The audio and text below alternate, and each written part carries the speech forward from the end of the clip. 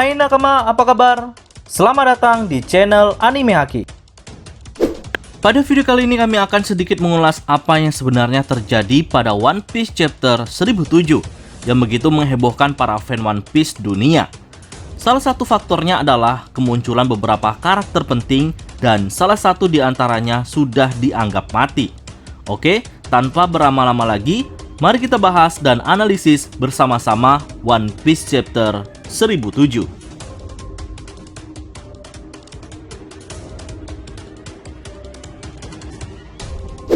Judul pada One Piece chapter 1007 adalah Tanuki-san, yang merupakan nama samaran Chopper di negeri Wano. Dari judul ini merujuk pada jasa yang telah dibuat Chopper pada chapter ini.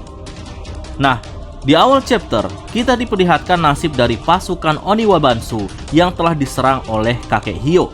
Serangan ini rupanya cukup mematikan, di mana jika kita perhatikan dengan seksama, pedang yang digunakan pasukan Oniwa Bansu hancur dan sebagian dari mereka telah KO.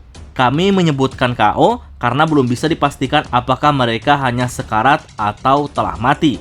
Namun memang serangan ini betul-betul menakutkan. Scene berpindah pada Queen yang mulai mengejek anak buahnya yang terpapar wabah. Menurut Queen, seharusnya dengan kondisi seperti sekarang mereka bisa lebih berguna. Tapi yang terjadi, mereka tetap tidak berguna karena tidak mampu untuk mengacaukan Chopper dalam membuat vaksin. Pernyataan tersebut rupanya membuat mereka semakin membenci Queen. Nah, di saat kakek Hyo yang telah putus asa dengan virus ini dan siap untuk dipenggal oleh salah satu Akazanen, di waktu bersamaan, Chopper rupanya telah selesai membuat vaksin. Di sini, vaksin yang dikembangkan oleh Chopper terbilang unik. Ia tidak membuatnya dalam bentuk cairan yang akan disuntikkan pada setiap orang, melainkan dibuat seperti gas yang jika ditembakkan ke udara, maka semua orang di dalam ruangan tersebut akan terobati. Cara ini terbilang cukup cerdas yang akan menghemat waktu lebih banyak. Termasuk kakek Hyo juga telah sembuh dari wabah ini hingga ia tidak jadi mati. Nah, di atas istana, rupanya Queen memperhatikan aksi dari Chopper ini hingga menyulut emosi Queen dan langsung berusaha untuk menghajarnya. Tapi Queen yang telah bertindak semena-mena terhadap anak buahnya bahkan dijadikan tumbal wabah tersebut langsung dihadang oleh mereka. Mereka semua siap mati demi melindungi Chopper yang menjadi dewa penyelamatnya. Tak sampai di situ, Marco yang merasa Chopper terancam juga turut turun tangan di mana ia memegang tubuh Queen, sedangkan Chopper memakan Rumble Ball dan langsung berubah ke dalam bentuk Monster Point. Dengan wujud raksasanya ini, Chopper dengan hanya bounty 100 berry menempeleng Queen yang memiliki bounty 1 miliar berry. Tentu ini menjadi aib tersendiri bagi seorang dengan bounty besar. Scene berganti pada kondisi Yamato, Shinobu, dan Momonosuke yang masih sibuk dengan pelariannya dari anak buah Kaido. Setelah dari itu, scene berganti lagi pada Pulper Zero yang sedang berbincang dengan seorang ilmuwan terkemuka milik pemerintah dunia, yaitu Dr. Vegapunk, yang sepertinya mereka berkomunikasi melalui Denden Mushi. Dalam pembicaraan mereka membahas tentang sebuah teknologi rekayasa DNA. Penampilan dari Vegapunk memang selalu ditunggu oleh banyak fan One Piece, termasuk admin sendiri, di mana ia masih menyembunyikan banyak misteri.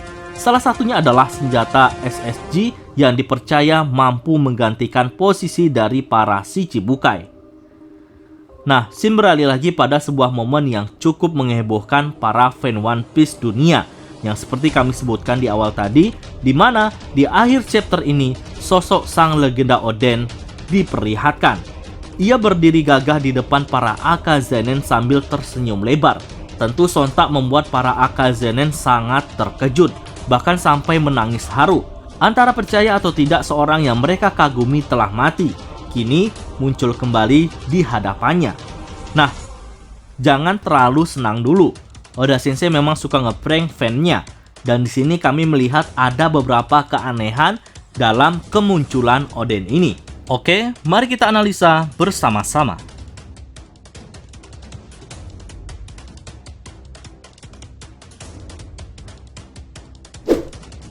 Kemunculan Oden pada One Piece chapter 1007 ini terbilang cukup aneh.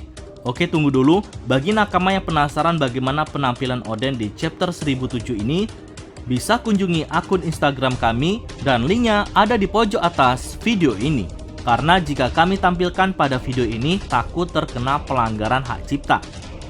Oke, mari kita lanjutkan pembahasannya. Di sini sosok Oden masih terbilang muda seperti dulu, yang seharusnya ia di 20 tahun ini sudah terlihat tua. Lalu, kejanggalan kedua adalah saat dieksekusi, Oden dimasukkan di minyak panas yang mendidih. Dan seharusnya penampilan Oden sekarang memiliki luka bakar. Namun di sini kulit Oden masih terlihat mulus. Sedangkan Luffy sendiri saja saat terkena serangan Akainu di perang Marineford memberi bekas luka di dadanya. Nah, jika saja dia memang bukan Oden, lalu siapa sosok tersebut? Di sini kami memiliki beberapa asumsi akan sosok yang menyerupai Oden.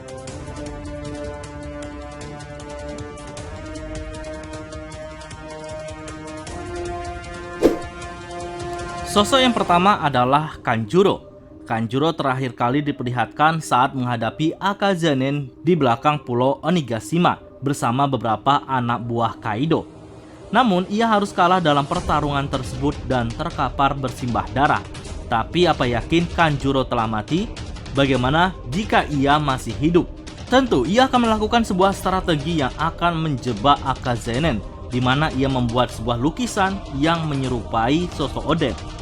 Perlu diingat, keahlian dalam melukis akan membuat orang terkecoh, termasuk Akazanen selama ini. Mereka telah diprank oleh Kanjuro.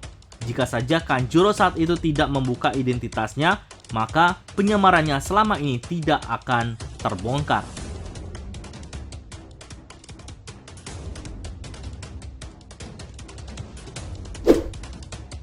Masih ingat dengan Onimaru, rubah yang bisa berubah ke dalam wujud manusia, di mana ia telah mencuri salah satu pedang milik Zoro. Nah, bagaimana ternyata Onimaru ini bisa meniru sosok Oden? Namun, yang membuat kami bingung adalah apa motif Onimaru menyamar menjadi Oden? Tentu hal ini membuat teori yang satu ini menjadi lemah.